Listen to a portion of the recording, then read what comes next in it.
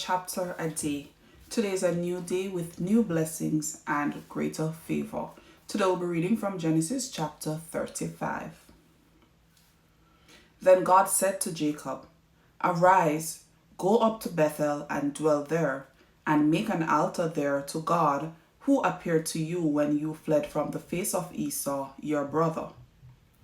And Jacob said to his household and to all who were with him, "Put away the foreign gods that are among you, purify yourselves and change your garments.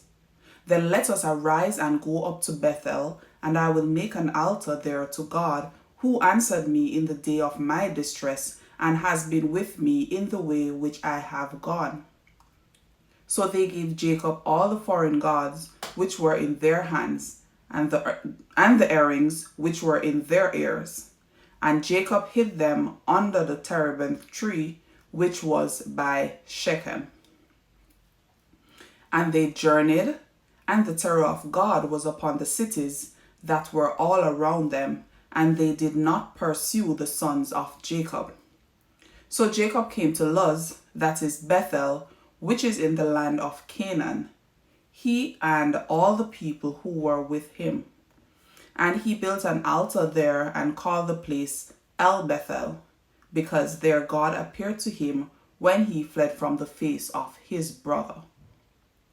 Now Deborah, Rebekah's nurse, died, and she was buried below Bethel under the terebinth tree, so the name of it was called Allon Bachuth.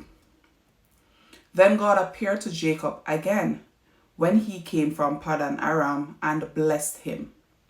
And God said to him, "Your name is Jacob. Your name shall not be called Jacob anymore, but Israel shall be your name." So he called his name Israel. Also God said to him, "I am God Almighty. Be fruitful and multiply. A nation and a company of nations shall proceed from you, and kings shall come from your body. The land which I gave Abraham and Isaac I give to you, and to your descendants after you I give this land." Then God went up from him in the place where he talked with him. So Jacob set up a pillar in the place where he talked with him, a pillar of stone, and he poured a drink offering on it, and he poured oil on it. And Jacob called the name of the place where God spoke with him Bethel. Then they journeyed from Bethel, and when there was but a little distance to go to Ephrath, Rachel labored in childbirth, and she had hard labor. Now it came to pass when she was in hard labor that the midwife said to her, "Do not fear, you will have this son also." And so it was, as her soul was departing, that she called his name Benoni. But his father called him Benjamin. So Rachel died and was buried on the way to Ephrath, that is Bethlehem. And Jacob set a pillar on her grave, which is the pillar of Rachel's grave to this day. Then Israel journeyed and pitched his tent beyond the tower of Eder. And it happened, when Israel dwelt in that land, that Reuben went and lay with Bilhah, his father's concubine, and Israel heard about it. Now the sons of Jacob were 12.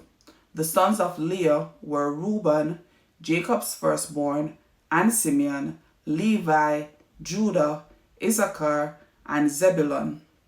The sons of Rachel were Joseph and Benjamin. The sons of Bilhah, Rachel's maidservant, were Dan and Naphtali. And the sons of Zilpah, Leah's maidservant, were Gad and Asher. These were the sons of Jacob, who were born to him in Paddan Aram. Then Jacob came to his father Isaac at Mamre, or Kirjath Arba, where Abraham and Isaac had dwelt. Now the days of Isaac were 180 years. So Isaac breathed his last and died, and was gathered to his people, being old and full of days, and his sons Esau and Jacob buried him. Here endeth the reading of God's holy word. Alright, so we just read Genesis chapter 35. So Genesis chapter 35 showed us Jacob's return to Bethel to fulfill the vows that he had with God. So God told Jacob to return to Bethel, where he had previously seen a vision of a heavenly ladder and built an altar there. So Jacob told his family to get rid of all the foreign gods that they had and to purify themselves. Jacob built the altar in Bethel to honor God and to renew their covenant. And he named the place El Bethel, which meant God of Bethel.